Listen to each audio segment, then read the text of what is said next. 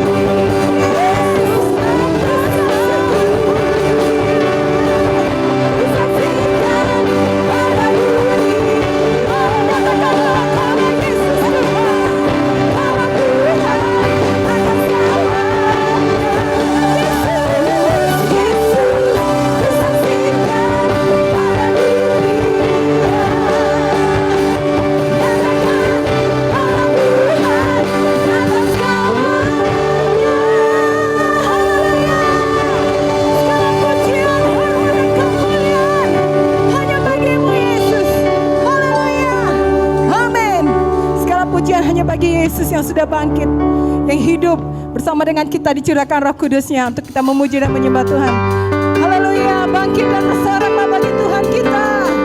Amin.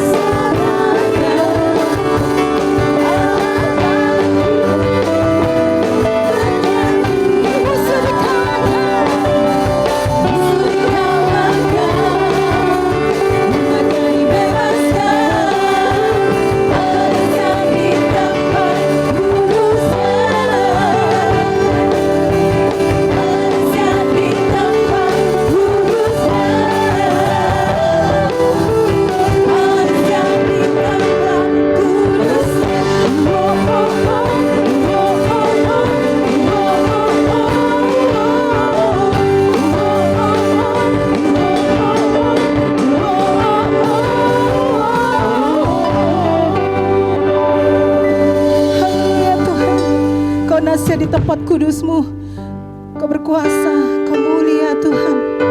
Hanya Engkau lah menjadi bagian dalam hidup kami. Bapa, kami datang di hadapan-Mu Yesus dengan segenap hidup kami saat ini.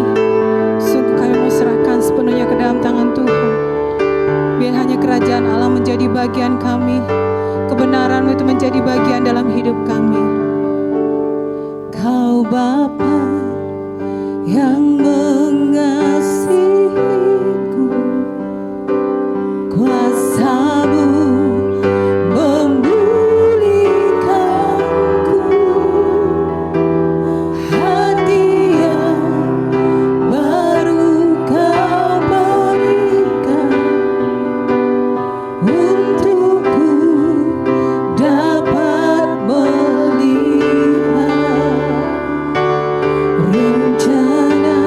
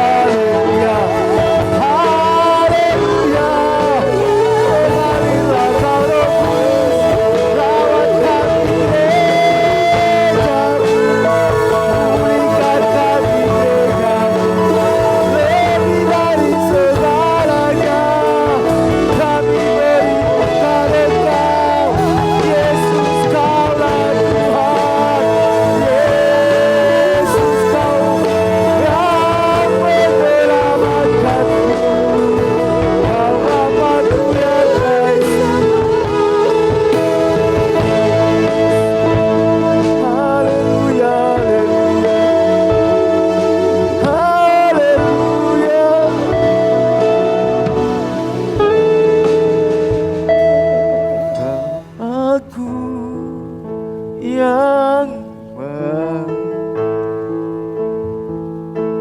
Sangat ku cinta kasih-Mu padaku, semakin nyata ku rasakan. Panggil dia Bapa. Kaulah Bapakku yang baik, penuh karunia. Ku bersyukur selalu kepadamu, Bapa. Haleluya. Dia Bapa yang mengasihi kita. Bapakku yang baik, sangat ku cinta kasih-Mu padaku, semakin nyata ku rasakan. Kaulah Bapakku yang baik, penuh karunia.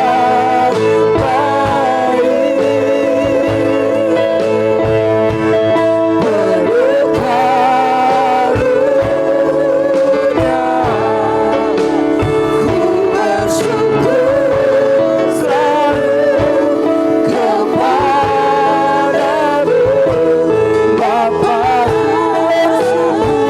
Selalu ku bersyukur selalu kepadamu, Bapakku. Bersyukur selalu, ku bersyukur selalu kepadamu, Bapa. Kau Bapa yang mengasihi kami. Kau Bapa yang tidak pernah meninggalkan kami. Sekalipun aku berjalan dalam lembah kegelapan, aku tidak takut bahaya. Sebab gadamu dan tongkatmu itulah yang menghibur aku. Engkau menyediakan hidangan di hadapan lawan-lawan. Yesus, Kau Gembala yang baik, Kau Bapa yang mengasihi kami. Terima kasih Tuhan, terima kasih Yesus. Bersyukur pada Tuhan. Naikkan syukur kita. Sepanjang minggu Tuhan sudah pelihara hidup kita. Tuhan sudah jagai kita. Tuhan sudah tuntun setiap langkah-langkah kita. Bersyukur padamu. Haleluya. Haleluya. Terima kasih Tuhan. Terima kasih Yesus.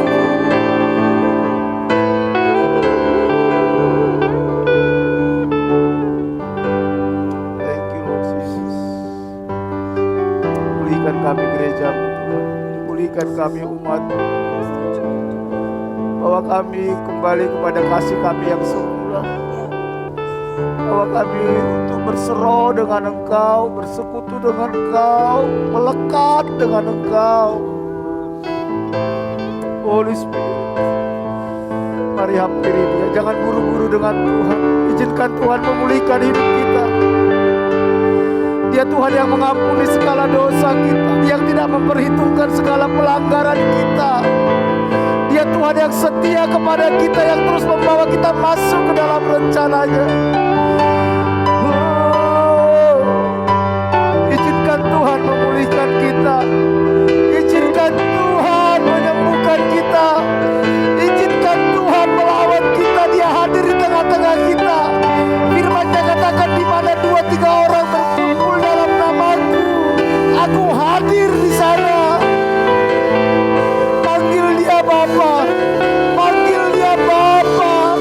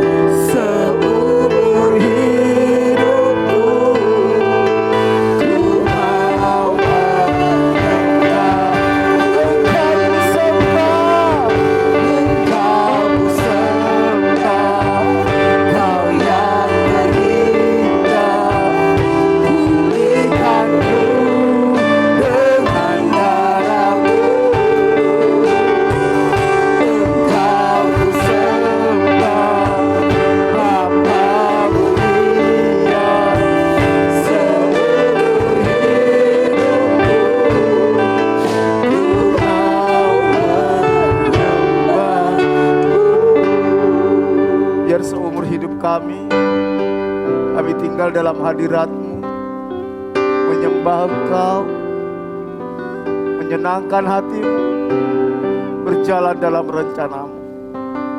Roh Kudus, tuntun langkah-langkah kami. Jangan biarkan kami menyimpang ke kanan ataupun ke kiri.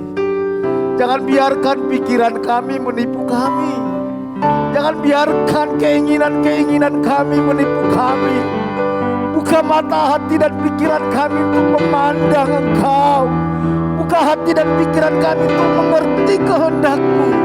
Beri kami hati yang lemah lembut, yang mau taat dan setia kepada Engkau.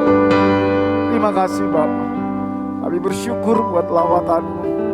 Kau hadir di tengah-tengah kami, Kau terus bekerja, Kau memulihkan lewat kebenaran firman-Mu.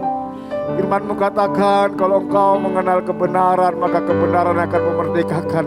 Biar firman itu memerdekakan setiap kami, memerdekakan dari segala belenggu dosa, memerdekakan dari segala ketakutan kami, memerdekakan dari segala sakit penyakit kami, memerdekakan dari segala keraguan-raguan kami. Kami percaya kemerdekaan itu hanya kami temukan ketika Kristus yang telah memerdekakan kami.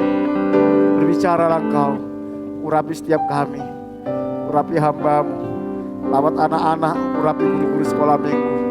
Segala pekerjaan setan, kuasa kegelapan, roh teritorial, tipu daya iblis, kami ikat, kami tawan, kami perintahkan keluar di dalam nama Yesus. Kami sambut firman-Mu dalam nama Tuhan Yesus. Haleluya. Amin. Silakan duduk Bapak Ibu Saudara yang dikasihi Tuhan. Shalom, selamat pagi. Puji Tuhan, kita masih diberikan kesempatan untuk bersekutu, untuk bisa beribadah di tempat ini. Semua karena anugerah Tuhan, saudara ya. Karena masih ada gereja-gereja di daerah-daerah tertentu, mereka belum bisa menikmati ibadah onsite seperti kita saat ini. Kita bersyukur, kita terus berdoa bagi bangsa kita terus berdoa bagi kota kita, supaya semakin hari bangsa kita, kota kita, kondisinya semakin membaik, ekonominya semakin membaik, masyarakatnya juga semakin dipulihkan saudara. Dan biar kemuliaan Tuhan dinyatakan di bangsa dan di kota kita. Saudara yang dikasihi Tuhan, kita sudah memasuki bulan Oktober. Tidak terasa saudara, kita sibuk menyelesaikan COVID-19, menghadapi COVID-19, tahu-tahunya kita sudah mau menyelesaikan tahun ini saudara. Sampai saya kadang berpikir, apa sebenarnya yang sudah saya capai sepanjang tahun ini? Apakah saya sudah berjalan di dalam kehendak Tuhan? Apakah Tuhan itu puas dengan kehidupan saya? Apakah Tuhan sudah senang dengan apa yang saya lakukan sepanjang tahun ini? Saudara, saya pikir hari-hari ini kita perlu mengambil waktu banyak untuk merenung sepanjang tahun ini. Apa perjalanan hidup kita? Sudahkah hidup kita ini di dalam track-nya Tuhan? Sehingga ketika kita masuk di tahun yang baru nanti, tahun 2022, kita bisa melihat dengan jelas apa yang menjadi kehendak Tuhan dalam hidup kita. Dan saya percaya kalau kita berjalan di dalam rencananya Tuhan, di dalam track-nya Tuhan, di dalam jalurnya Tuhan, saya percaya apapun yang terjadi ke depan, kita gak perlu khawatir saudara. Karena ada Tuhan bersama-sama dengan kita. Rasa aman kita itu ketika kita berjalan bersama dengan Tuhan. Pada hari ini tema renungan kita adalah harapan bagi jiwa yang lelah. Memang saudara, sepanjang 2 tahun terakhir ini saudara, tidak bisa dipungkiri kita mengalami kelelahan secara jiwa saudara. Ada banyak hal yang membuat jiwa kita lelah. Salah satunya karena kita nggak bisa maksimal. Orang bilang kerja itu capek saudara. Tetapi menganggur itu jauh lebih capek. Betul nggak saudara? Betul ya? Ya. Jadi hidup produktif itu memang capek. Tapi hidup tidak produktif itu sebenarnya jauh lebih capek. Makanya orang-orang pengangguran biasanya saudara banyak penyakitnya saudara. Makanya orang-orang kalau sudah pensiun biasanya mereka mulai banyak penyakitnya. Dan karena apa? Jiwanya lelah saudara. Corona ini telah membuat kita nggak bisa produktif seperti apa yang kita harapkan. Tetapi apapun yang terjadi saudara, Tuhan bekerja di balik semuanya itu. Kita rindu bahwa sepanjang bulan ini jiwa kita dipulihkan saudara. Sehingga kita bisa menatap hari esok itu dengan percaya diri. Bukan karena kuat dan gagah kita, tetapi karena kita tahu bahwa ada Tuhan yang punya rencana atas hidupku. Ada Tuhan yang tidak pernah meninggalkan aku. Karena itu pastikan setiap hari kita berjalan bersama dengan Tuhan. Pastikan setiap hari kita sedang berada di dalam rencananya Tuhan. Jangan mengandalkan kekuatan kita sendiri saudara. Bapak Ibu Saudaraku yang dikasih Tuhan, saya mau ngajak kita membaca Alkitab kita dari Injil Matius. Matius pasal 11 ayat 28 sampai 30.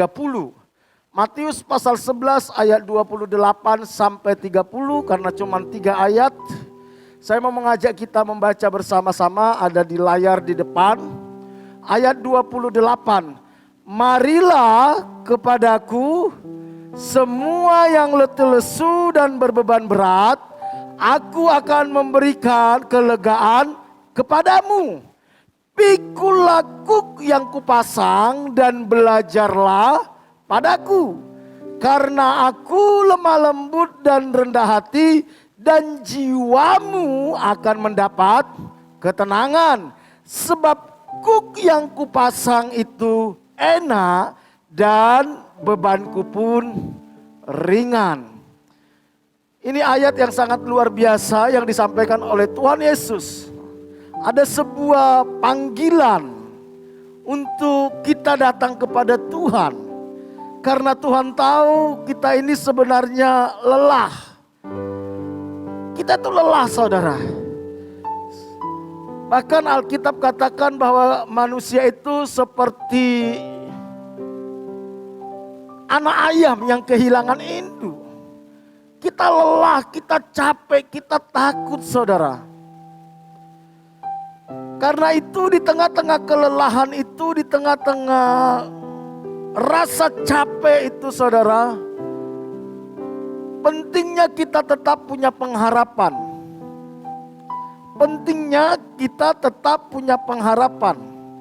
Selama kita masih punya pengharapan, maka kita masih bisa melalui setiap pergumulan, setiap kesulitan yang sedang terjadi. Tetapi ketika kita sudah tidak punya pengharapan, maka kita mulai putus asa saudara. Ketika kita mulai putus asa, maka tidak ada lagi daya juang. Akhirnya kita berserah dengan keadaan. Tentu Tuhan tidak ingin kita seperti itu saudara. Tuhan tidak ingin kita pasrah dengan keadaan. Makanya dalam kekristenan itu nasib itu, hidup kita tidak ditentukan oleh nasib sebenarnya. Karena kita bisa mengubah nasib kita saudara. Kita bisa mengubah nasib kita. Penting memegang pengharapan di masa-masa sulit. Penting tetap punya pengharapan di masa-masa tidak ada kepastian. Karena pengharapan itu yang membuat kita tetap kokoh. Pengharapan itu yang membuat kita bisa melalui seluruh pergumulan, kesulitan itu dengan benar. Kalau kita lihat, ada orang yang berusaha menopang hidupnya dengan harta. Ada orang berusaha menopang hidupnya dengan relasi dengan pejabat. Ada orang yang berusaha menopang hidupnya dengan usaha dan pekerjaan. Tetapi ada masanya sampai satu titik semua yang dia jadikan penopang hidup itu tidak bisa memberikan pengharapan kepada mereka. Ibrani pasal 6 ayat 19 sampai 20. Ini ayat yang sangat terkenal. Dikatakan bahwa pengharapan itu adalah sauh yang kuat dan aman bagi jiwa kita. Jadi pengharapan itu seperti sauh yang kuat dan aman. Bagi siapa? Bagi jiwa kita. Yang membuat kita kuat dan aman bukan pengetahuan kita, walaupun pengetahuan penting. Yang membuat jiwa kita kuat dan aman bukanlah harta kita, walaupun harta itu penting. Yang membuat jiwa kita kuat dan aman bukanlah relasi kita dengan pejabat atau dengan orang kaya, walaupun relasi itu penting.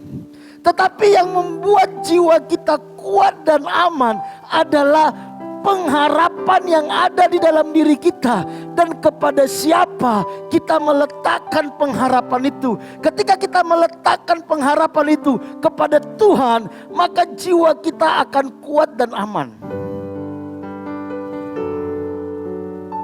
Makanya dikatakan pengharapan itu adalah sauh yang kuat dan aman bagi jiwa kita.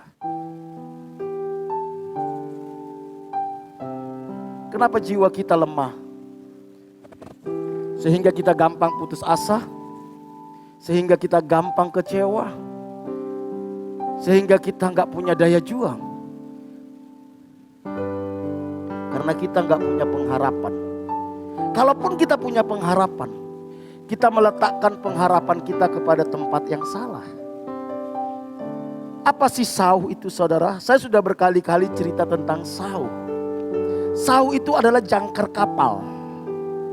Setiap kapal yang mau parkir selalu diturunkan yang namanya sauh. Sauh atau jangkar.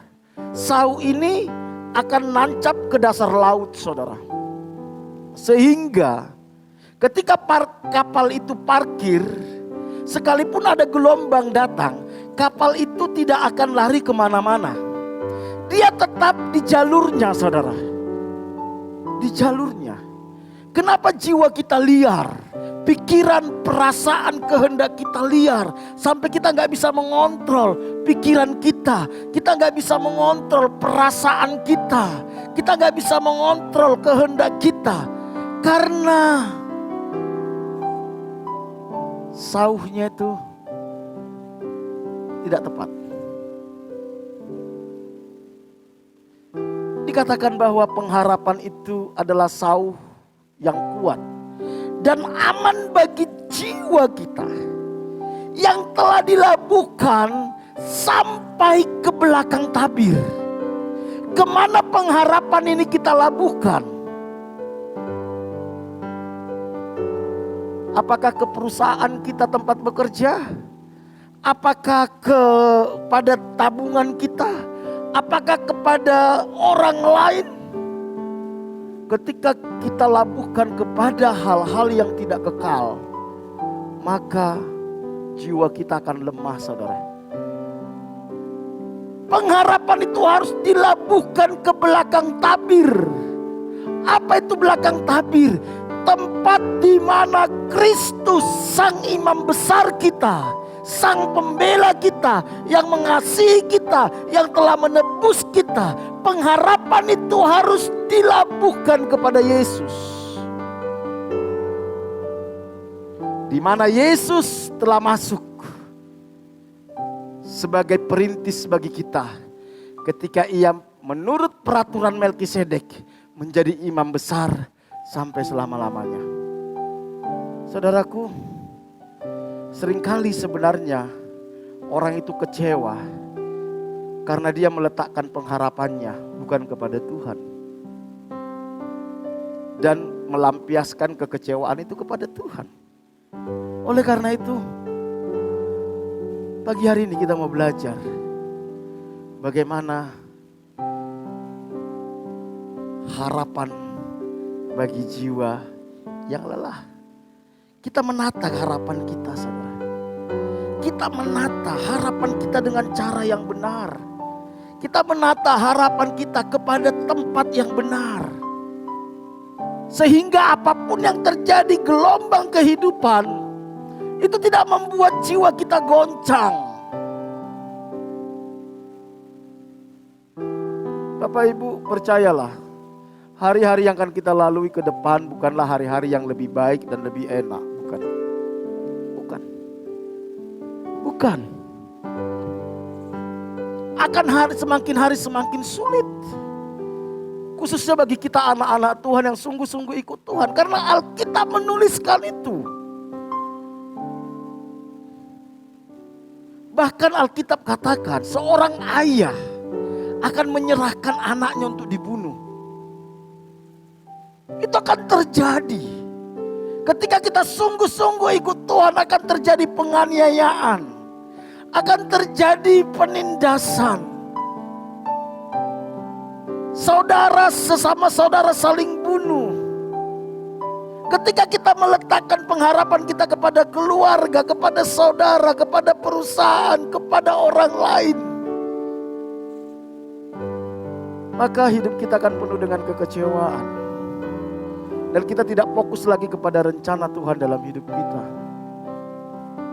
Penting pengharapan. Kenapa pengharapan itu penting? Pengharapan akan membuat kita tetap tenang di saat ada gelombang kehidupan. Tenang, seperti kapal yang sedang parkir, dia akan tetap tenang sekalipun ada gelombang. Karena sauhnya itu sudah dilabuhkan ke dasar laut. Ketika sauh kita, pengharapan kita labuhkan ke belakang tabir kepada Yesus. Ketika ada masalah, jiwa kita tetap tenang. Karena kita percaya, aku ada di dalam rencana Tuhan. Dia Tuhan yang mengasihi aku. Tidak ada satupun peristiwa dalam hidupku di luar kontrol Tuhan. Kalau Dia izinkan sesuatu terjadi dalam hidupku, Dia tahu yang terbaik bagiku. Dia tahu batas kemampuanku. Itu membuat jiwa kita tenang.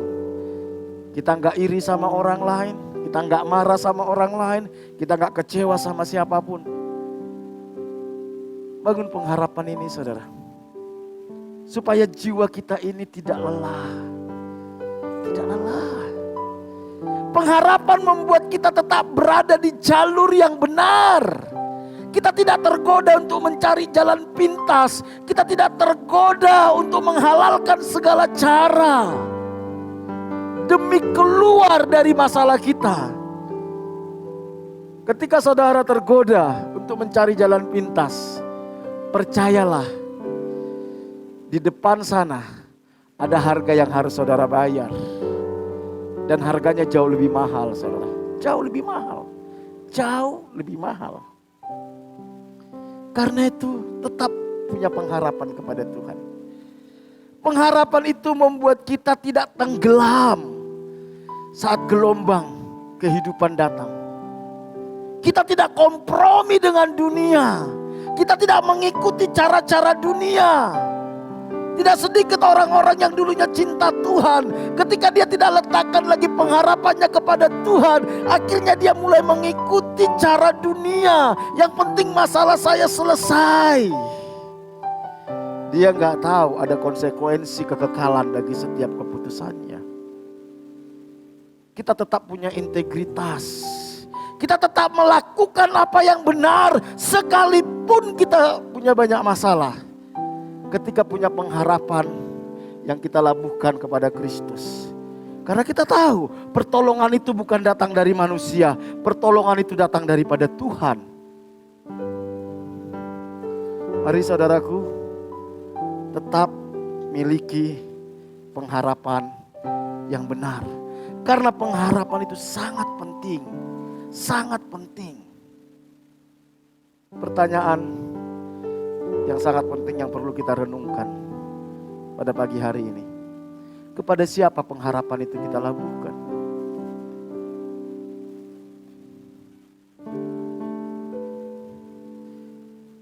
Kenapa sih orang bisa kecewa saudara? Karena apa yang dia harap yang terjadi dalam hidupnya tidak seperti yang dia harapkan. Betul? Itu yang membuat orang kecewa. Kenapa sampai apa yang diharapkan itu tidak terjadi? Karena dia berharap kepada pribadi yang salah. Kalau kita meletakkan pengharapan kepada Tuhan, percayalah saudara tidak akan kecewa. Tidak akan kecewa. Memang mungkin banyak kendala, memang mungkin banyak tantangan. Tetapi Tuhan tahu kapan waktunya untuk mewujudkan setiap pengharapan kita. Saya bertobat bulan Oktober tahun 2008. Artinya bulan ini saya ulang tahun pertobatan saya yang ke-23 tahun. 23 tahun saya sudah bertobat, saudara. Dan saya lihat saudara, hampir semua apa yang saya harapkan itu Tuhan kabulkan. Walaupun mungkin ada yang dikabulkan 1 tahun, ada yang 10 tahun, ada yang 15 tahun, ada yang hampir 20 tahun. Bahkan ada yang sampai sekarang Tuhan belum kabulkan. Tetapi yang pasti, ketika kita berjalan di dalam rencana Tuhan, ketika kita berjalan di dalam kehendak Tuhan, ketika kita hidup di dalam tuntunan Tuhan, semua keinginan kita itu pun berasal daripada Tuhan. Ketika keinginan itu berasal daripada Tuhan, ketika kita letakkan itu kepada Tuhan, kita izinkan Tuhan yang mengabulkan, maka tepat waktunya Dia akan mengabulkan semua keinginanmu. Kenapa keinginan kita tidak dikabulkan Tuhan? Karena kita tidak di dalam rencana Tuhan. Kita hidup sesuka hati kita. Kita tidak mau tahu kehendak Tuhan. Tetapi asal kita berjalan di dalam kehendak Tuhan, hidup dalam percaya kepada Tuhan, keinginan kita itu pun Tuhan yang buat.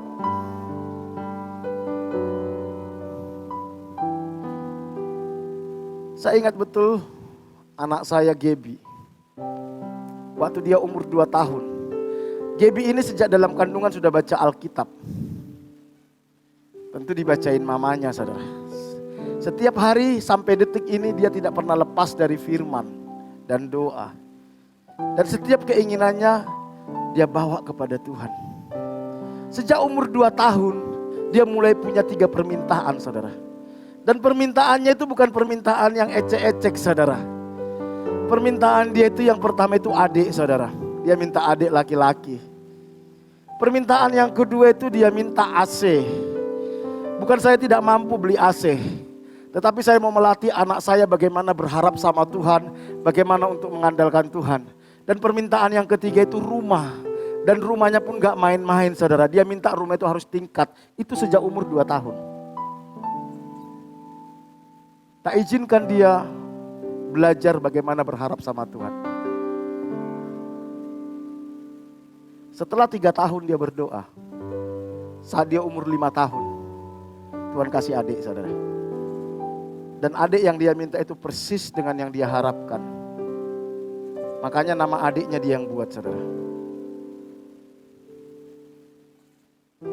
Tidak lama kemudian setelah adiknya lahir, saudara. Ketika Joseph kami bawa ke rumah, 2 hari 2 malam Joseph gak bisa tidur. Gak bisa tidur. Saya pikir apa ada setan di rumah ini. Saya doa, saya tengking. Besoknya gak bisa tidur juga, saudara. Saya sampai stres, saudara. Tiba-tiba di hari ketiga, saudara, setelah anak saya ini saya bawa ke rumah, saya doa sungguh-sungguh, Tuhan kenapa anak saya ini gak bisa tidur. Kalau dia gak tidur, siang pun gak bisa tidur, saudara. Bahaya nih pikir saya. Tiba-tiba di hati saya bilang gini, beli AC. Saya gak kepikiran kalau Gaby minta AC, saudara, saat itu. Serius.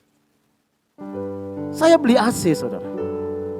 Ketika beli AC, saat itu Gaby sekolah, saudara. Pulang dari sekolah, dia lihat AC ada di kamar, dia teriak, saudara, doaku dijawab Tuhan, katanya. Loh, doa yang mana, nak? Saya bilang, itu AC. Loh iya, saya bilang, ternyata Tuhan paksa saya menjawab doanya lewat adiknya, saudara. Adik tergenapi, AC tergenapi. Terus dia berdoa minta rumah. Sampai saat ini dia masih minta itu. Dan puji Tuhan, saat ini kami sedang membangun rumah. Dan rumah itu kami buat tingkat seperti harapannya dia. Walaupun uangnya belum cukup, masih jauh dari cukup. Tapi saya percaya kalau Tuhan sudah mulai, Tuhan pasti genapi. Amin. Karena itu letakkan pengharapan kepada Tuhan. Jujur, kalau saya lihat penghasilan saya dan penghasilan Kak Mary, gaji saya, gaji Kak Mary, takut berharap saudara. Takut berharap, takut. Dengan harapannya anak saya tuh. Tapi saya bilang sama Tuhan, bukan karena kuat gagah kami, tapi karena Tuhan. Mungkin ada banyak pengharapanmu yang belum dijawab Tuhan. Asal engkau tetap berjalan dalam rencana Tuhan. Jangan berhenti berharap. Letakkan pengharapan itu hanya kepada Tuhan. Amin. Amin saudara. Amin. Mari. Kepada siapa pengharapan itu kita labuhkan? Kepada Tuhan Yesus atau kepada yang lain? Kalau engkau meletakkan pengharapan kepada yang lain, percayalah, cepat atau lambat, engkau pasti kecewa. Pasti kecewa. Pasti kecewa. Ada ajakan Tuhan Yesus yang luar biasa saudara. Tuhan tidak pernah memaksa, Dia mengajak. Jadi jangan berpikir Tuhan buat sesuatu supaya saya datang terpaksa kepada Tuhan. Tidak. Yesus itu lemah lembut saudara. Lemah lembut. Bahkan ketika murid-muridnya pun meninggalkan dia biarkan. Bahkan ketika Yudas pun mau menjual dia biarkan saudara. Kadang orang berpikir konyol gini, kalau Tuhan sayang sama aku, kenapa ketika saya mau melakukan dosa, Tuhan tidak halangi? Loh, Tuhan gak mau kita melakukan sesuatu karena kita terpaksa. Tuhan mau kita melakukan sesuatu karena kita mengasihi Dia.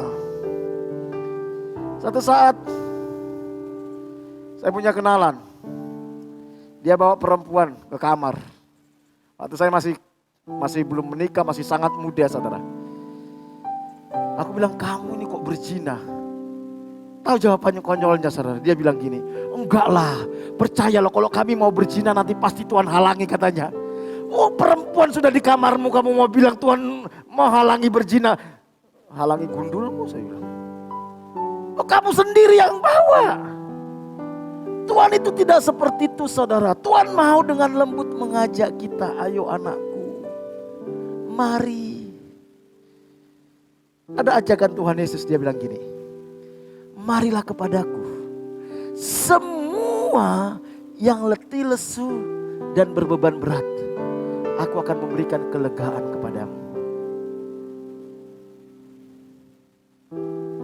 Hari ini undangan Tuhan ini masih berlaku dalam hidup kita. Apa yang membuat kita letih lesu saudara? Apa yang membuat kita letih lesu? Mungkin kita bingung dengan kehidupan kita. Kenapa ya saya tidak punya semangat lagi ya? Kenapa saya tidak lagi seperti dulu berapi-api melayani Tuhan?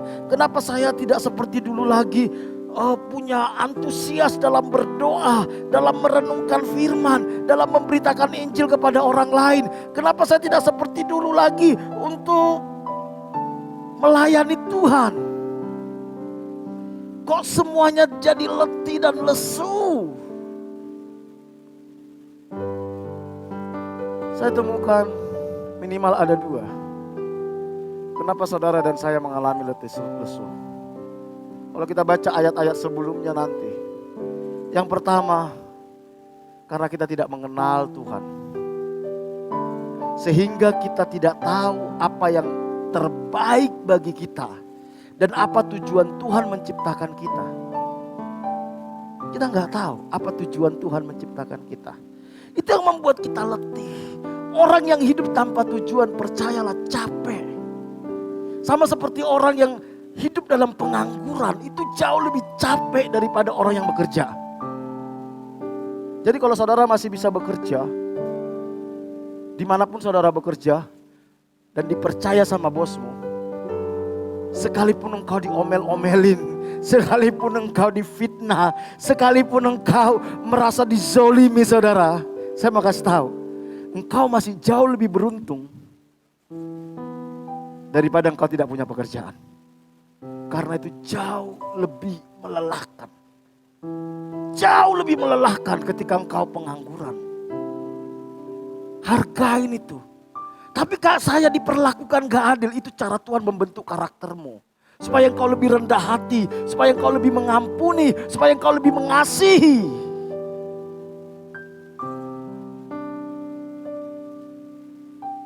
Kenali apa maunya Tuhan. Saudara ingat Yusuf? Kurang apa dia diperlakukan? Direndahkan sebagai budak. Bukan cuma direndahkan sebagai budak, dituduh pemerkosa. Tidak ada lagi cacat moral melebihi pemerkosa. Saudara kalau masuk penjara saudara, karena narkoba, karena pembunuhan, karena perkelahian, karena mencuri, itu masih agak aman saudara. Tapi begitu saudara masuk penjara karena pemerkosaan, saya nggak tahu, itu akan menjadi bulan-bulanan. Disiksa dengan luar biasa karena tidak ada cacat moral melebihi ini. Itulah yang dituduhkan kepada Yusuf. Tetapi dia terima itu, dia hadapi itu. Dia tetap punya pengharapan bahwa janji Tuhan ketika dia umur 17 tahun pasti digenapi. Bahwa dia menjadi orang besar. Kenali Tuhanmu. Kenali rencananya. Ketika engkau tahu rencana Tuhan dalam hidupmu, itu membuat kita tetap antusias. Kita tetap kuat. Kita nggak letih, kita nggak lesu, kita nggak putus asa. Melayani itu bukan tidak capek. Capek saudara. Tetapi ketika kita tahu apa yang Tuhan sediakan di depan pengharapan itu membuat kita tetap kuat. Ada banyak orang tanya gini sama saya, apa sih untungnya kamu pelayanan di penjara? Begitu setianya kamu pelayanan di penjara. Lihat aja orang kamu yang layanan di penjara. Ada yang sudah 9 kali keluar masuk penjara, toh juga gak berubah-berubah. Ada yang 12 kali keluar masuk penjara, toh juga gak berubah-berubah. Yang membuat saya tetap melayani mereka, karena saya tahu Tuhan mengasihi mereka. Dan satu saat mereka bisa berubah. Saya sedang menunggu itu.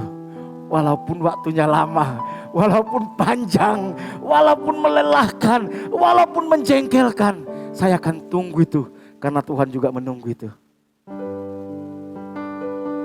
Itulah kekuatan dari pengharapan. Membuat kita kuat saudara. Tetap berharap. Apa yang kau harapkan dari pekerjaanmu?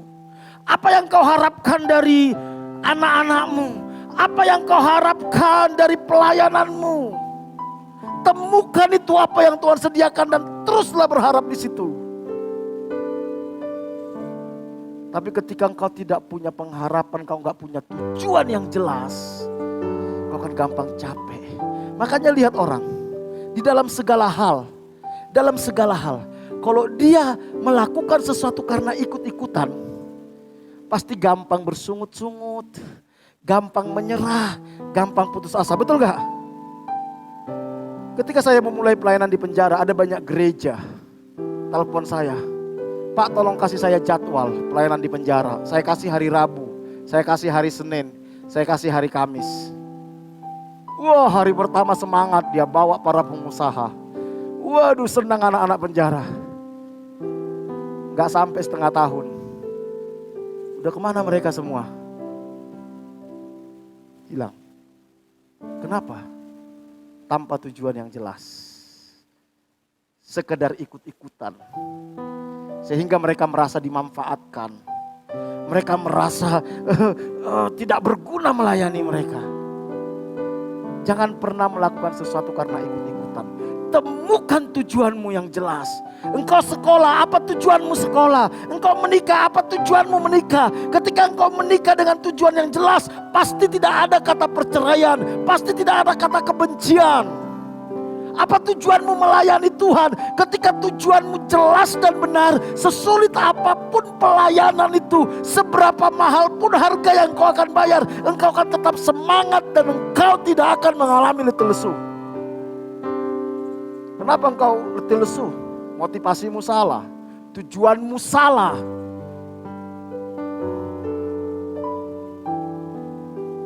Jadi yang membuat orang letih lesu karena dia tidak mengenal Tuhan, sehingga tidak tahu apa yang terbaik bagi dia dan tidak tahu tujuan Tuhan dalam hidupnya.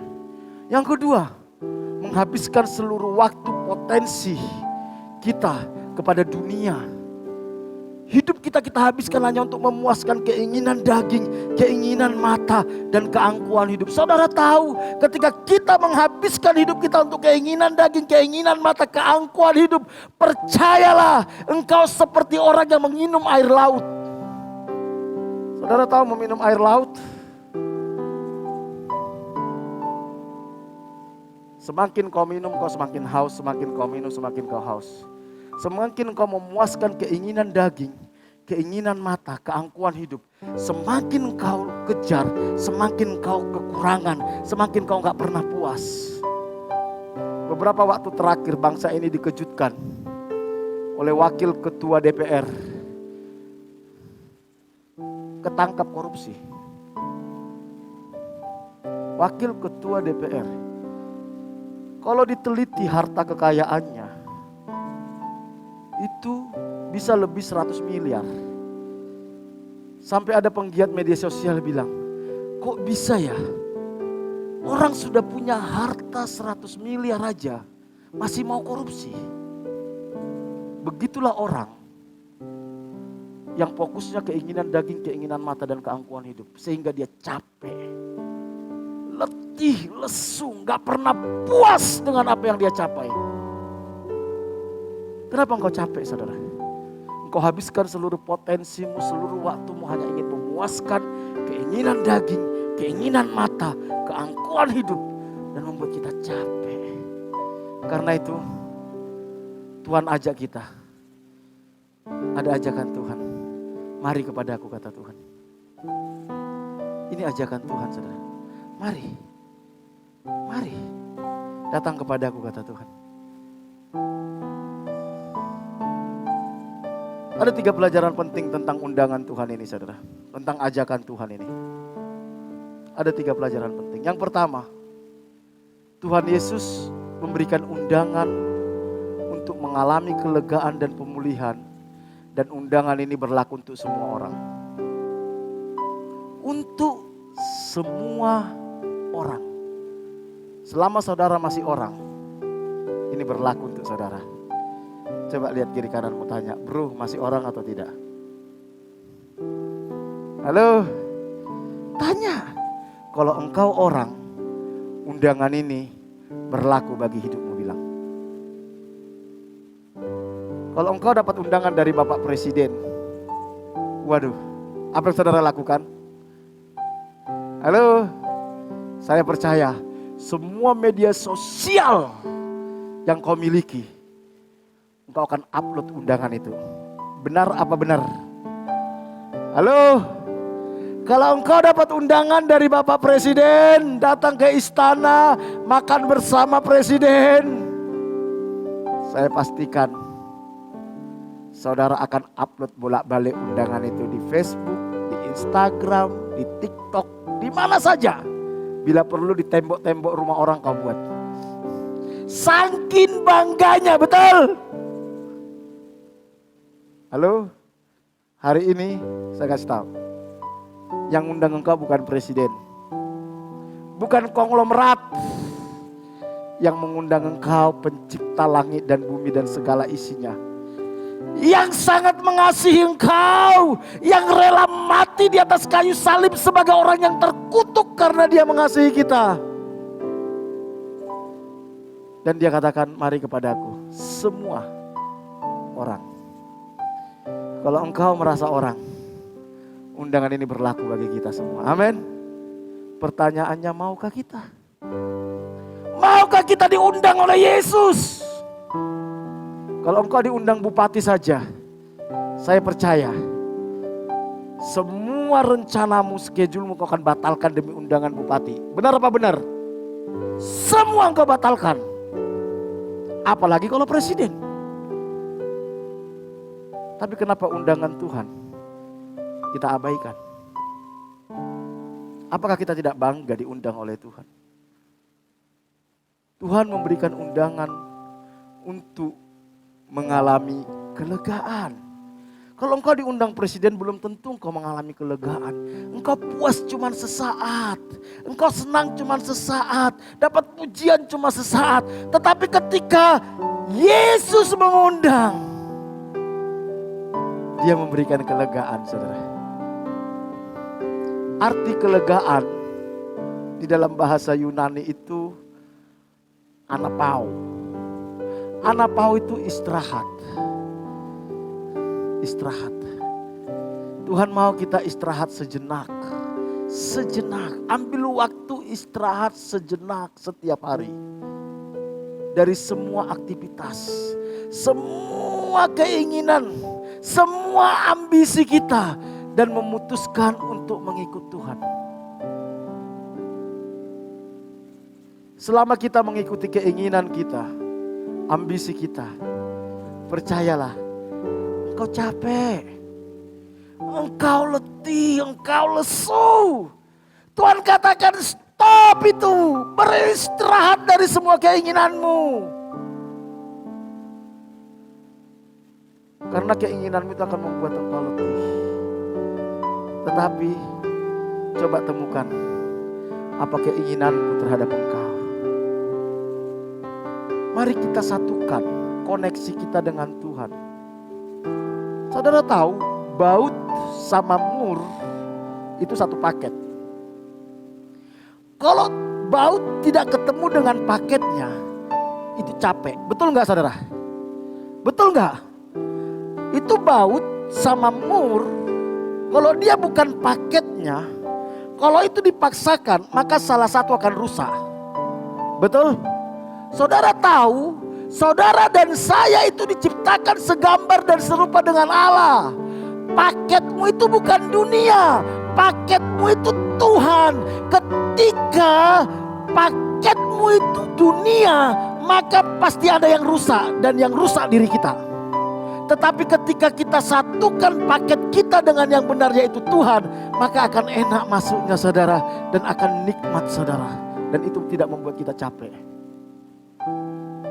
Kenapa kita capek? Karena kita tidak masuk ke dalam paketnya kita. Seperti baut dan mur, bukan pasangannya. Pasangan kita bukan dunia. Pasangan kita roh Tuhan. Karena kita diciptakan dari rohnya Tuhan. Roh Tuhan ada di dalam diri kita. Kapan kita mengalami serasi? Kapan kita bisa menikmati? Ketika kita ketemu dengan pasangannya itu, yaitu Tuhan sendiri. Semakin kau lari dari Tuhan, kau akan semakin capek. Kau akan semakin letih. Kau akan semakin lesu. Makanya Tuhan katakan istirahat dari semua keinginanmu. Istirahat dari ambisimu. Mari berjalan bersama dengan aku. Karena kau hanya temukan itu di dalam aku. Karena apa? Karena yang ada di dalammu itu berasal dariku. Alkitab katakan ketika Tuhan ciptakan kita, Tuhan menghembuskan nafasnya, ruahnya Tuhan ada dalam diri kita. Makanya dikatakan bahwa tubuh kita ini bait Roh Kudus.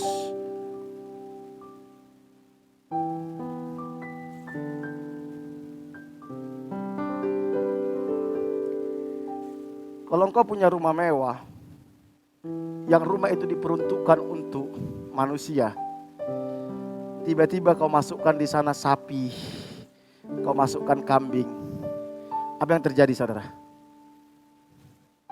Rumah itu akan berantakan, rumah itu akan rusak, rumah itu gak karu-karuan, betul? Saudara tahu tubuh kita ini bait Roh Allah. Ketika engkau paksakan dunia masuk ke dalam tubuh kita ini, maka cepat atau lambat tubuhmu berantakan, hidupmu berantakan, rusak, gak karu-karuan. Itulah Tuhan bilang, berhenti dari semuanya itu. Anapau, Dan izinkan roh Tuhan yang masuk. Izinkan Tuhan yang menguasainya. Maka rumah itu akan bersih. Dan engkau tenang, saudara. Dibutuhkan kerendahan hati untuk mengakui bahwa kita tidak berdaya tanpa tuntunan Tuhan. Ada banyak orang merasa dia bisa hidup tanpa tuntunan Tuhan. Sebenarnya kau sedang capek, saudara. Hal yang paling berbahaya dalam hidup kita, ketika kita tidak mau menyadari bahwa kita butuh Tuhan. Kita tidak menyadari bahwa kita letih, bahwa kita lesu. Kita merasa kita cukup rohani. Kita merasa kita baik-baik saja. Kita merasa bahwa kita tidak ada masalah. Disitulah titik masalah kita dan disitu iblis berkuasa. Beberapa waktu yang lalu salah satu sahabat saya, seorang hamba Tuhan. Dia sakit flu. Sama keluarganya sudah dikasih tahu, coba ke dokter, siapa tahu COVID. Oh enggak, saya baik-baik saja kok. Saya enggak apa-apa, saya ini cuma flu biasa. Dia coba obati sendiri. Setelah 1 minggu, dia coba obati sendiri. Dia sudah enggak tahan. Akhirnya dia ke rumah sakit. Saudara tahu, siang dia masuk ke rumah sakit. Besok subuh dia meninggal karena COVID. Masalah terbesar dia di mana? Dia merasa baik-baik saja. Dia merasa sehat. Ketika dokter mau menangani, sudah terlambat dan meninggal. Berapa banyak dari antara kita sebenarnya hidup kita sudah babak belur, tapi kita masih merasa baik-baik saja. Ketika sudah sekarat baru engkau bilang, Tuhan tolong saya. Sudah kolaps.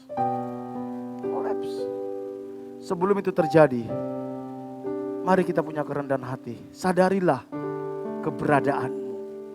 Bukankah itu yang Tuhan sampaikan kepada jemaat yang ada di kitab Wahyu? Engkau berpikir engkau kaya, engkau pikir engkau baik-baik saja. Sebenarnya engkau miskin, melarat dan telanjang, kata Tuhan.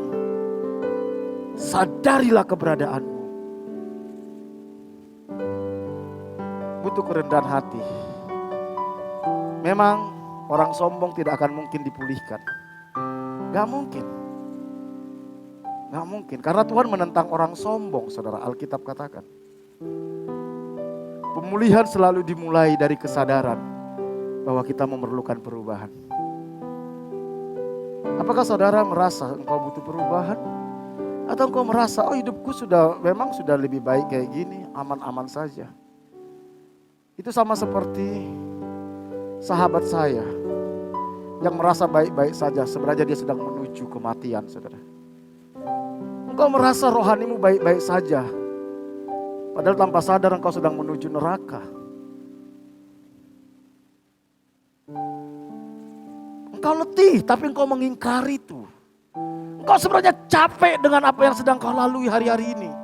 Yang sedang kau jalani itu capek. Tapi engkau malu mengakuinya. Disitulah jeratnya iblis sebenarnya, saudara. Iblis senang. Makanya Alkitab katakan orang yang menyembunyikan kesalahan tidak beruntung. Tetapi siapa yang mengakuinya dikasihani, kata kitab Amsal. Mari kita terbuka di hadapan Tuhan, sadari keberadaanmu. Izinkan Tuhan menunjukkan sebenarnya posisi saya ini saat ini dalam kondisi apa sih? Ketika engkau sadar bahwa engkau sakit, maka engkau akan lakukan apapun demi kesembuhanmu, betul? Ketika kami sadar kami kena COVID hari pertama, posisi kami saat itu belum terlalu parah. Begitu saya sadar COVID, saya langsung telepon orang-orang yang saya bisa minta pertolongan, saudara. Saya berjuang sampai titik maksimal. Saya sudah tidak peduli uang. Berapapun harga vitamin saya beli sampai habis 30 juta. Gak peduli saya. Karena saya sadar saya butuh kesehatan. Dan itu yang menyelamatkan kami saat itu. Begitu saya sadar, saya sakit. Saya minta anak-anak saya semua di swab. Saya minta saya diisolasi ke puskesmas. Saya tidak menyembunyikan diri, saya sembunyi di rumah. Tidak. Saya sadar, saya sakit, saya butuh kesembuhan. Apakah saudara sadar kalau saudara sedang sakit rohani? Kalau engkau tidak sadar, itu artinya tidak ada harapan bagimu untuk sembuh. Tidak ada harapan. Orang sombong tidak akan pernah menyadari sakitnya, saudara. Tidak akan pernah. Tapi orang yang rendah hati akan mudah menyadarinya. Kemapanan merupakan akhir dari kemajuan dan awal dari kemunduran. Ketika engkau merasa apa yang terjadi dalam hidupmu seperti sekarang ini sudah membuat engkau mapan dan nyaman, itu artinya engkau sedang mundur. Mundur. Karena engkau tidak akan mau belajar lagi. Engkau puas dengan keadaanmu. Dan engkau tidak bisa melihat masa depan lagi, saudara. Tapi kalau engkau merasa sekarang ini saya tidak mapan, masih ada seharusnya yang lebih baik yang saya bisa kerjakan ke depan. Ada hal yang lebih baik yang bisa saya capai ke depan. Engkau akan terus berjuang mencari dan engkau akan bekerja keras. Mari di awal bulan ini kita beristirahat. Rest. Anapau. Dari semua ambisi kita. Dari semua keinginan-keinginan daging kita. Dan kita datang sama Tuhan berkata, Tuhan, apa maumu dalam hidupku? Apa rencanamu dalam hidupku? Aku udah capek dengan semua yang ku capai ini. Dengan segala keinginan-keinginanku. Undangan Tuhan berlaku untuk semua orang. Yang kedua, undangan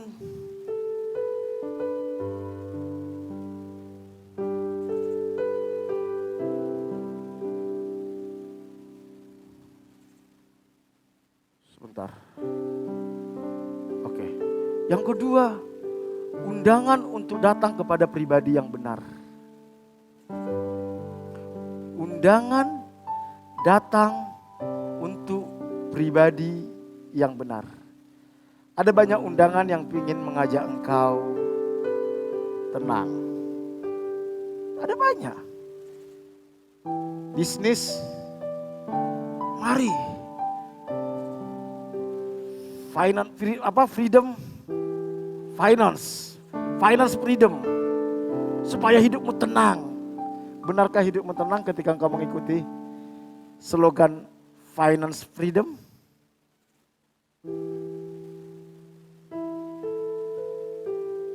Undangan untuk datang kepada pribadi yang benar. Ada banyak tawaran-tawaran yang akan memberikan solusi dalam hidupmu. Ada banyak paranormal. Ada banyak orang pintar. Ada banyak motivator. Ada banyak temanmu yang memberikan solusi supaya engkau tenang. Tetapi ketika engkau salah menemukan undanganmu, itu akan membuat engkau semakin terpuruk. Tuhan Yesus bilang gini, marilah kepadaku, kata Tuhan. Hanya Yesus satu-satunya pribadi yang sanggup memberikan kelegaan kepada kita, saudara. Kenapa hanya Yesus? Karena Dia yang menciptakan kita. Dia yang lebih tahu apa yang terbaik dalam hidup kita. Dia lebih tahu tujuan hidup kita. Dia tahu bagaimana memulihkan kita. Kalau saudara membeli mobil, contohlah, saudara membeli Suzuki R3. Ketika Suzuki ini, mobil ini sudah mulai tidak maksimal. Tentu langkah yang paling bijak yang harus saya lakukan apa? Bawa dia ke showroom Suzuki. Mereka yang lebih tahu apa yang terbaik bagi mobil R3 ini. Begitu juga dengan hidup kita. Tuhan yang menciptakan kita, Tuhan yang merancang hidup kita. Dia yang lebih tahu apa yang terbaik dalam hidup kita. Dia yang lebih tahu bagaimana memulihkan kita. Makanya datanglah kepada Dia. Yesus bilang, marilah kepadaku. Bukan kepada pendeta, bukan kepada orang kaya, bukan kepada saudara kita. Walaupun mereka bisa membantu kita untuk ketemu Tuhan. Bisa, pendeta hanya akan mengarahkan saudara mengalami Tuhan. Saudara datang ke pendeta kalau saudara gak tertarik kepada Tuhan, percuma juga. Percuma. Percuma. Itu ibarat saudara sakit, datang ke dokter. Dokter suruh kamu minum obat, tetapi kamu gak minum obatnya. Yang menyembuhkan itu obatnya, bukan dokternya. Yang menyembuhkan itu bukan pendeta. Pendeta itu ibarat dokter.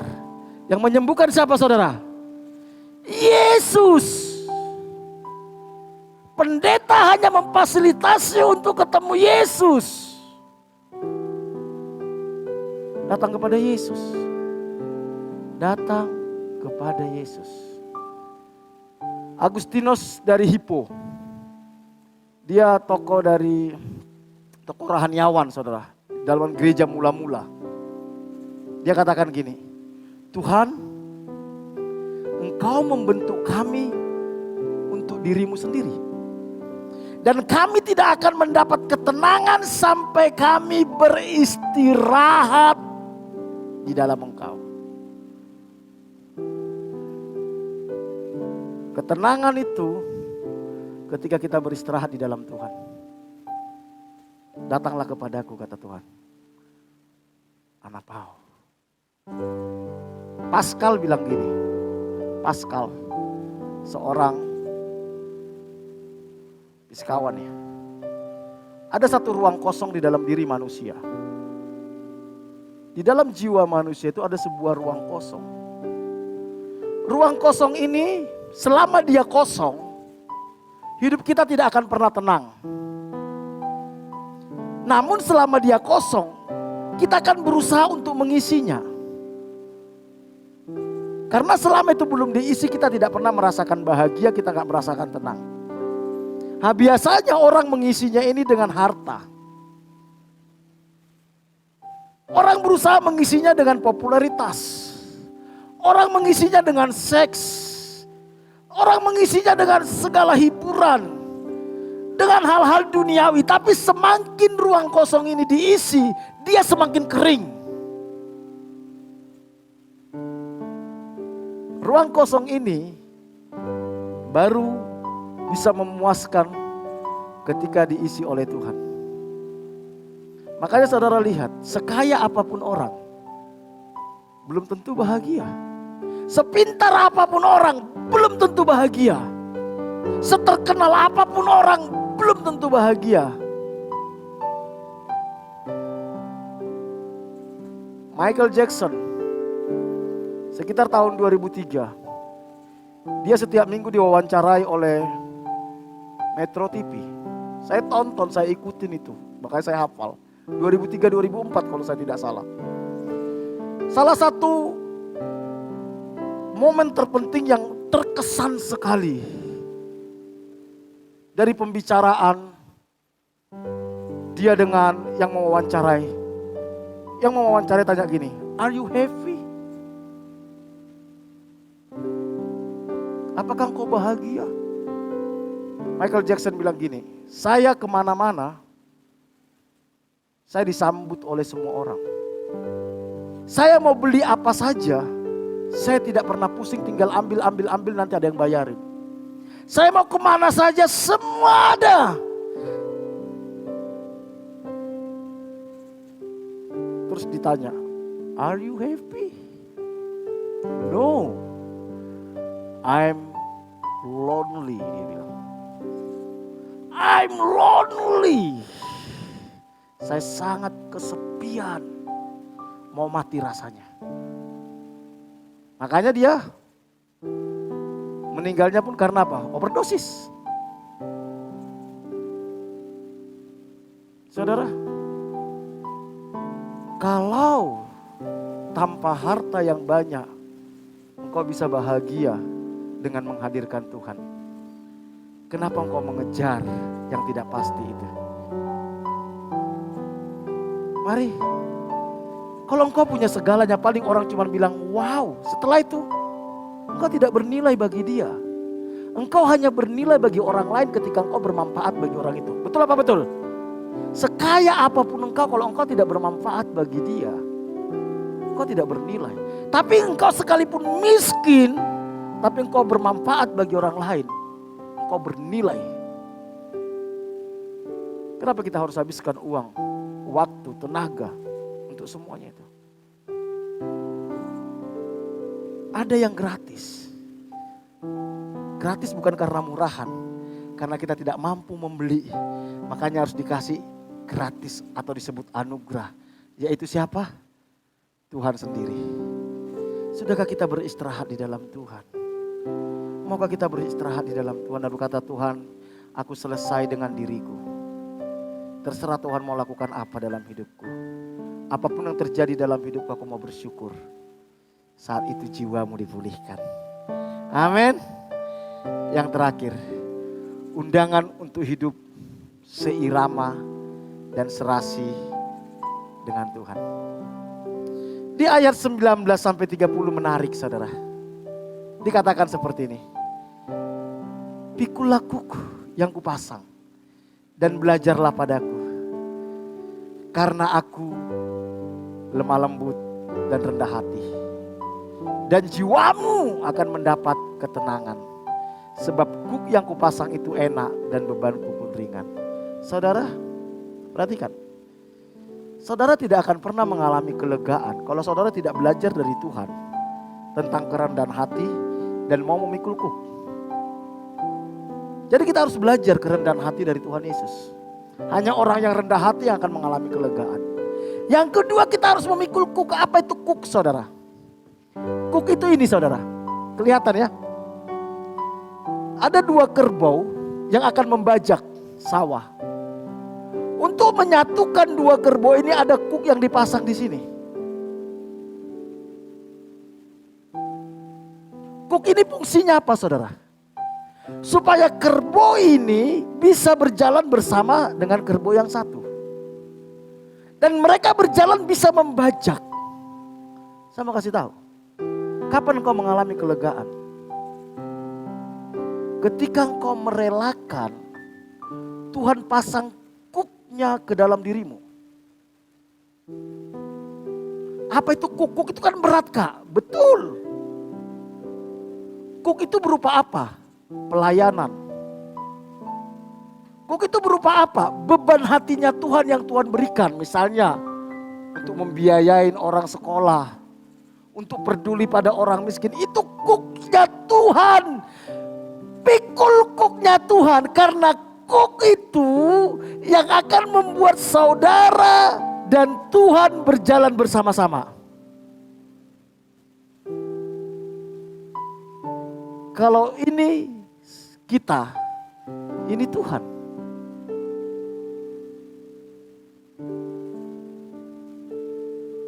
Mas Paku maju ke depan. Saya sudah pernah kasih ilustrasi ini. Maju sebentar. Datanglah kepadaku, kata Tuhan, dia datang. Anggap saya Tuhan Yesus, Mas Paku diri saudara. Untuk Mas Paku dan Tuhan dan saya bisa berjalan harus ada kuk. Kuk. Sehingga kami bisa berjalan bersama. Ketika kami berjalan bersama, coba tanganku. Kita jalan. Ketika kami berjalan bersama, ketika Mas Paku jatuh, saya akan topang.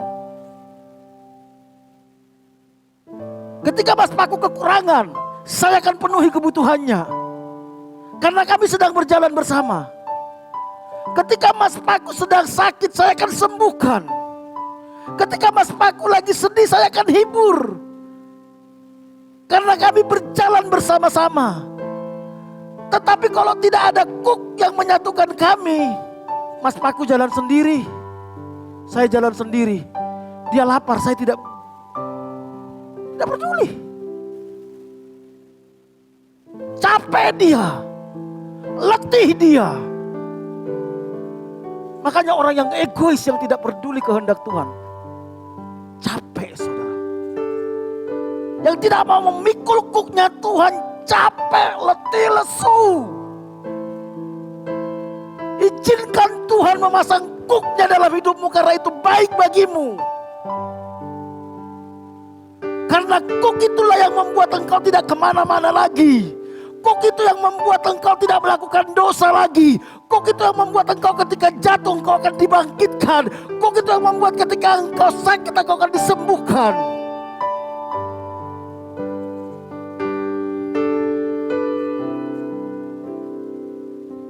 Memang pelayanan capek.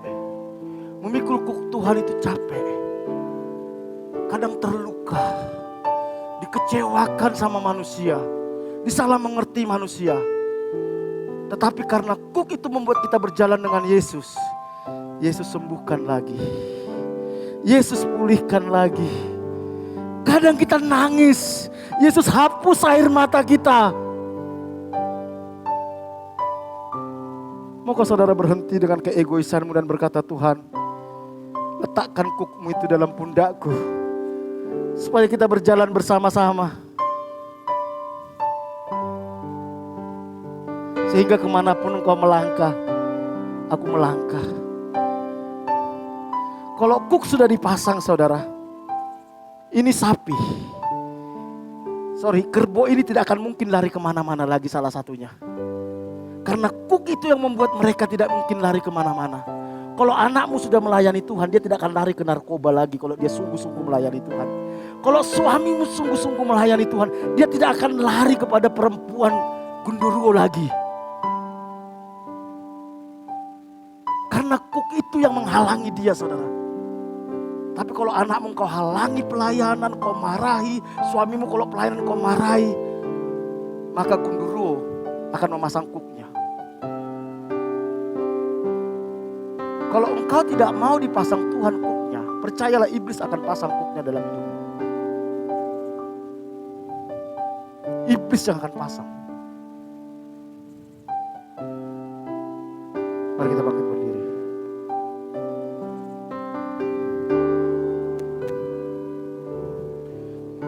Bersama. Mari saudara bangkit berdiri. Lewati semua perkenananmu yang teguhkan hatiku. Engkau yang bertindak,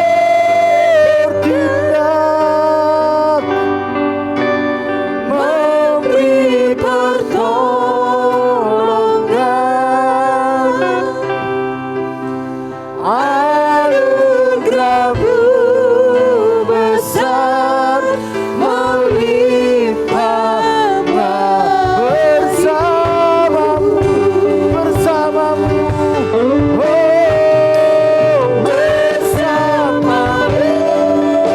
Bapa, lewati semua perkenananmu yang teguhkan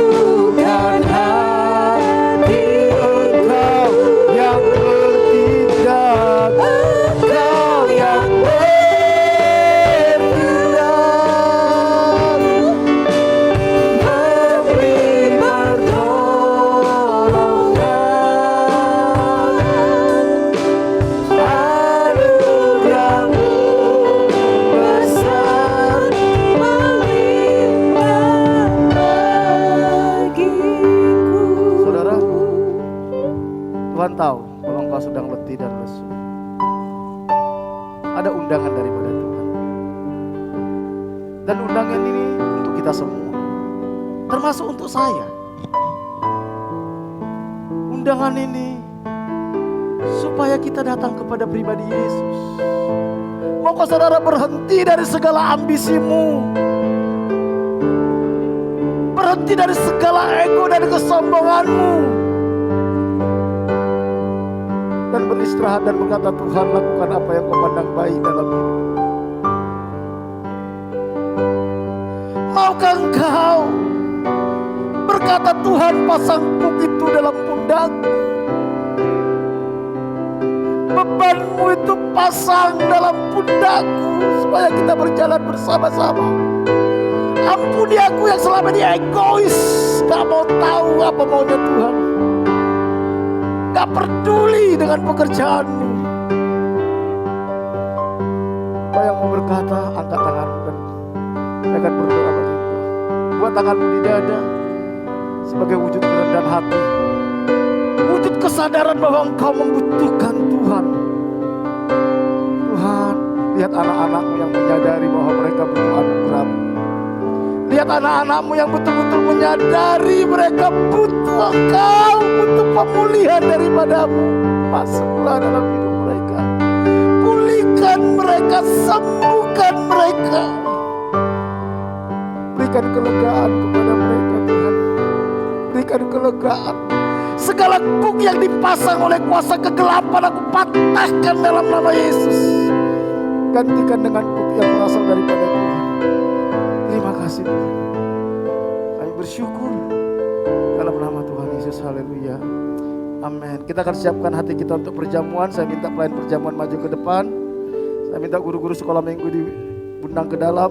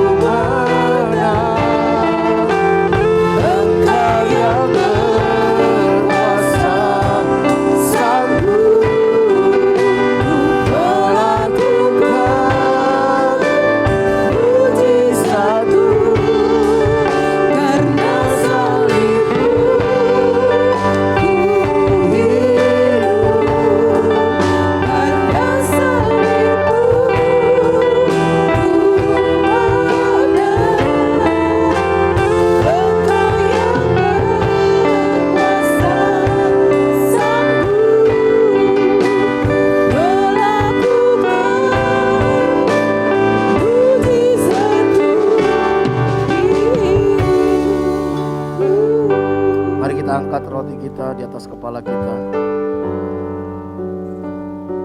Demikianlah firman Tuhan. Sebab apa yang telah kuteruskan kepadamu telah aku terima dari Tuhan, yaitu bahwa Tuhan Yesus pada malam waktu ia diserahkan mengambil roti, dan sesudah itu ia mengucap syukur atasnya dan memecah-mecahkannya dan berkata, inilah tubuhku yang diserahkan bagi kamu, perbuatlah ini menjadi peringatan akan aku. 2000 tahun yang lalu Yesus menyerahkan tubuhnya. Sepenuhnya dia berikan, sepenuhnya. Supaya kita dilayakkan di hadapan Bapa. Tuhan mau kita mempersembahkan tubuh kita kepada Tuhan sebagai persembahan yang hidup, kudus dan berkenan kepada Tuhan. Mari kita terima roti ini sebagai lambang dari tubuh Yesus yang menyatukan kita yang ada dalam tubuh kita. Kita terima dengan ucapan syukur. Dalam nama Tuhan Yesus kita makan bersama-sama.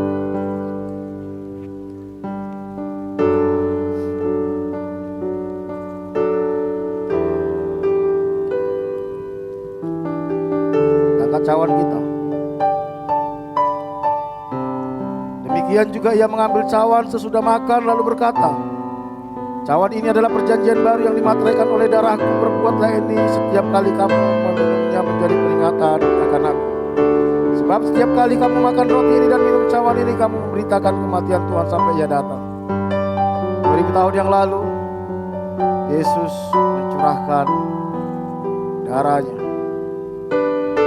darah perjanjian, bahwa kita tidak lagi hidup di bawah kutuk dosa, kita tidak lagi hidup di bawah hukum Taurat, tetapi anugerah Allah telah mengangkat kita menjadi anak-anaknya sebagai ahli waris kerajaan Allah. Dan oleh bilur-bilurnya kita sudah disembuhkan dari segala kutuk dosa. Karena itu jangan serahkan lagi tubuhmu kepada dosa, tapi layanilah Tuhan dengan segenap hatimu. Mari kita minum cawan perjanjian ini dengan ucapan syukur dalam nama Tuhan Yesus.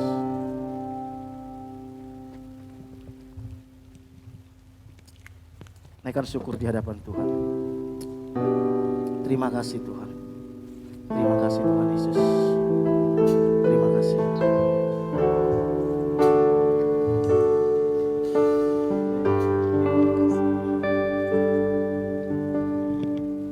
Hatiku rindu melihat kemuliaan-Mu. Hatiku rindu melihat curahan kuasa-Mu di kota tercinta, kota turun agung. Ku berdoa, ku mengagum penuh kemuliaan-Mu, Tuhanku, bagi kemuliaan-Mu, ya Allahku, nyatakan kemuliaan-Mu, ya Allahku, nyatakan curahan kuasa-Mu di kota tercinta, kota turun agung. Berdoa Tuhanku, penuh kemuliaan-Mu, Tuhanku, bagi kemuliaan-Mu. Kami merendahkan hati kami membawa kota ini dan bangsa Indonesia ke dalam anugerah Tuhan. Kami percaya 2000 tahun yang lalu Engkau mati menebus seluruh umat manusia, termasuk bangsa Indonesia, penduduk yang ada di bangsa ini. Karena itu kami berdoa sungguh-sungguh, jelikan mata rohani penduduk bangsa ini untuk bisa melihat keajaiban kasih karunia-Mu yang Kau sediakan di dalam Yesus Kristus, sehingga bangsa ini diselamatkan. Pulihkan bangsa ini Tuhan, berkati bangsa ini. Kami minta anugerah Tuhan atas bangsa ini, biar kebangunan rohani terjadi di bangsa ini Tuhan, lawatan-Mu terjadi di bangsa ini. Pulihkan gereja Tuhan, pulihkan umat Tuhan, pulihkan hamba-hamba Tuhan yang ada di bangsa ini Tuhan, biar kemuliaan-Mu memenuhi Indonesia. Berkati pemerintahan bangsa ini, mulai dari Bapak Presiden Joko Widodo, Wakil Presiden Ma'ruf Amin Tuhan, anggota DPRD, anggota DPR, anggota MPR, Tuhan, anggota anggota DPD, semua menteri dan staf-stafnya, semua gubernur, semua wali kota, bupati, camat, lurah, desa, RT, RW, semua pegawai negeri sipil, semua pegawai BUMN, semua orang-orang yang Tuhan percayakan mengelola bangsa ini kami bawa di hadapan Tuhan. Kami mohon anugerah belas kasihan Tuhan, hikmat bijaksana Tuhan memimpin mereka. Biar Tuhan buat rancangan-Mu dalam hati mereka, biar rencana-Mu digenapi dalam bangsa ini lewat mereka Tuhan. Segala rancangan-rancangan mereka yang tidak sesuai dengan kehendak Tuhan gagalkan dalam nama Tuhan Yesus. Berkati anak-anak Tuhan yang duduk di pemerintahan, pakai mereka menjadi alat-Mu, menjadi berkat seperti Engkau memakai Yusuf. Pakai mereka sama seperti Engkau memakai Daniel, Sadrak, Mesak, Abednego. Biar Engkau yang menuntun mereka Tuhan, Engkau yang melindungi mereka. Kami serahkan bangsa ini ke dalam tangan-Mu. Kami serahkan TNI, Polri, para medis, semua dokter, semua perawat, semua bidan, semua analis, semua gugus tugas, semua orang yang bekerja di rumah sakit, puskesmas. Tuhan jagai, Tuhan lindungi. Biar bangsa ini bisa menang secara sempurna dari COVID-19 ini Tuhan. Berkati Tuhan, berkati, pulihkan juga ekonomi bangsa ini. Kami serahkan Indonesia ke dalam tangan-Mu. Kami serahkan Tulungagung ke dalam anugerah Tuhan. Genapi rencana-Mu atas bangsa dan kota ini Tuhan. Kami bersyukur buat ibadah kami panjang hari ini. Kami bawa hidup kami sepanjang minggu ke depan ke dalam anugerah Tuhan. Roh Kudus tuntun kami untuk hidup dalam kebenaran demi kebenaran-Mu. Jangan biarkan kami menyimpang dari jalan-jalan-Mu.